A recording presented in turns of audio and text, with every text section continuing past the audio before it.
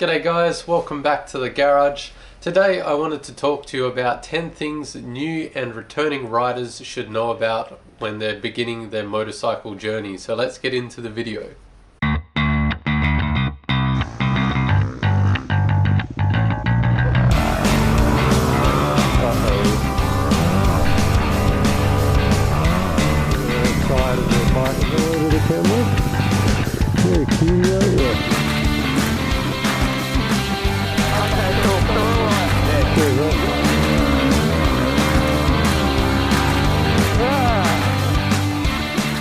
So this video came about because when I was learning to ride and first had my license, I really didn't know anyone else who rode, so I had to learn everything the hard way and often the slow way.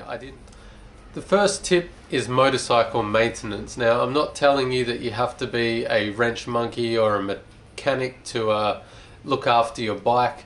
Lots of people are quite happy to take it into the shop to get its regular service and maintenance, and that's perfectly fine. But it is a good idea to keep an eye on two things, and that is your chain and your tires. So you really should get in the habit of lubing your chain, and you should also keep an eye on tire pressure and tread depth.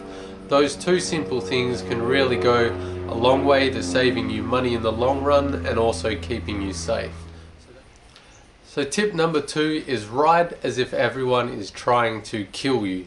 So that sounds a little outlandish, but there's some research to back up that drivers just generally don't see you. They're not aware of you as a rider, and that's because driving a lot is on a subconscious level. So some research by maids in Europe looked into how drivers drive on a subconscious level, and the scary results were that generally the smallest objects that are registered on a driver's brain were small city cars. Most of the time motorcycles were not seen, and that's quite a scary thing. So you need to be aware that sometimes they're just not going to see you, and you need to be prepared for that.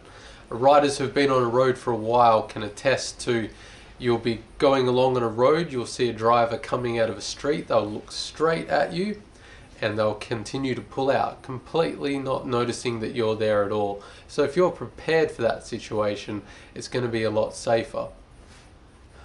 Tip number 3 is to trust your gut. If you're in a situation you feel that something's not right, maybe your car's drifting across a lane or there's a trailer wobbling overloaded, listen to that inner voice and remove yourself from the situation. Tip number 4 is an acronym. You might have seen it thrown around on some forums. It's either used as AGATT or ATGATT, and it stands for ATGATT, and it means all gear all the time. So ride as much safety gear as you have or you can afford as often as you can. You should never be just dressing up for the ride, you should be dressing for the crash. A lot of problems here in Australia is because it's hot, a lot of people just ride in t-shirts and thongs. My opinion is it's better to sweat than it is to bleed. It's just simple. Tip number 5 is one that I've explained to a few riders that have been coming up in the ranks, and they always kind of look at me like you're a kangaroo short of a top paddock there. It sounds a little crazy, but it's called target fixation. You might have experienced this. When you're on a motorcycle, you look where you want to go. So where your eyes go, your body and your bike follows. So if there's an object on the road, a plank of wood, a rock, a nail, even a pedestrian, if you get fixated on that object, chances are you will go straight for it and hit it if you're not careful. So you need to be aware of target fixation. So if there is an object on the road, rather than staring at it, acknowledge its presence and then fixate on your exit strategy. So look to the spot that you need to go to get around that object, rather than concentrating on that object, because you will hit it. Tip number 6 is to always keep your head up and looking ahead. I'm not telling you to ignore your immediate surroundings, but as well as doing that, you also need to keep your eye a long way down the road, at least a couple of 100 meters. Because motorcycling is such a rapid sport and a lot of things are coming at you quickly, it can be a lot to take in. So if you're looking ahead, it gives your brain a chance to register stuff a long time before it comes, and it just makes you a much safer rider. If you're seeing what's going on a couple of 100 meters ahead, you can prepare for it. Number 7 is something that a lot of people do, but also a lot of people don't bother with, and that's skill building. A lot of people, once they've done their kind of lessons to pass their test and they've got a bike, that's it for them. They never do any more rider training. But I really want to enforce the value of doing further rider training, whether that's a road safety course, whether that's a track day or a tuning sessions.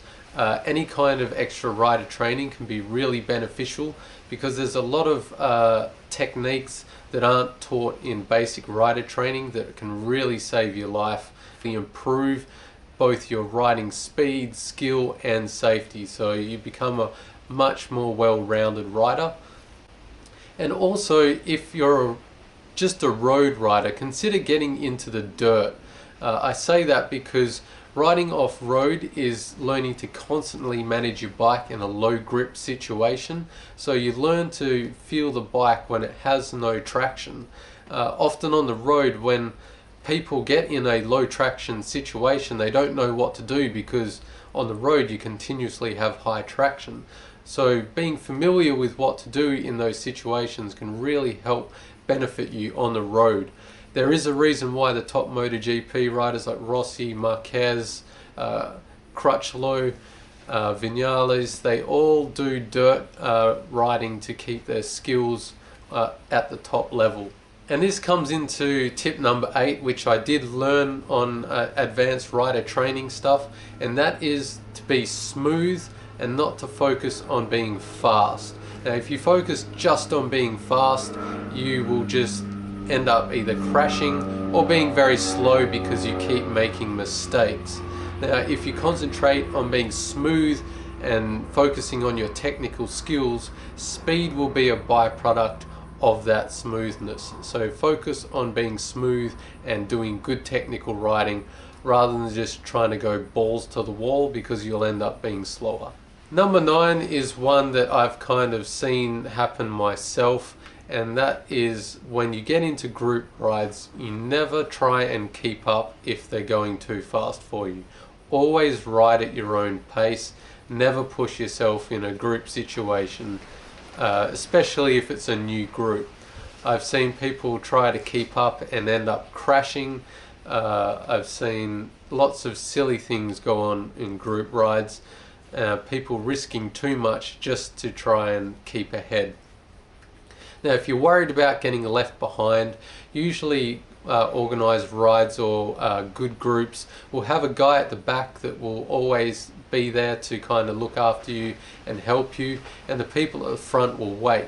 And if those people are annoyed with you because you've taken too long, then really they're not the right group for you, and you should look for someone else to ride with.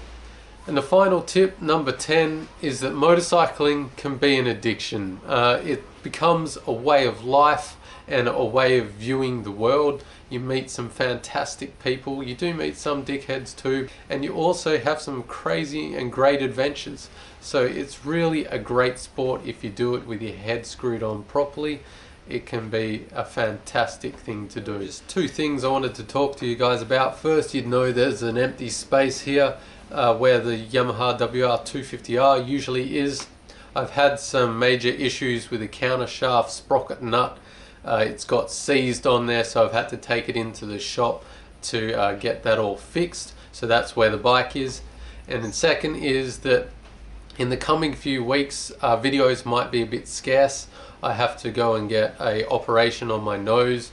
Some of you might have noticed I always kind of sound like I have a cold. That's because my sinuses are pretty bad, so I have to go into the hospital to get an operation on that. So I might be recovering for a couple of weeks. Okay, so that wraps up the 10 things that you need to know as a new or returning rider. Thanks for tuning in again, guys, and don't forget to like, share and subscribe. To subscribe, all you need to do is click that yellow button at the end of the video with the Chronicles of Solid on it. It's that simple. And the next video, hopefully I will be off-road again, and after that I go in for my surgery. So wish me luck, guys. I'll catch you later.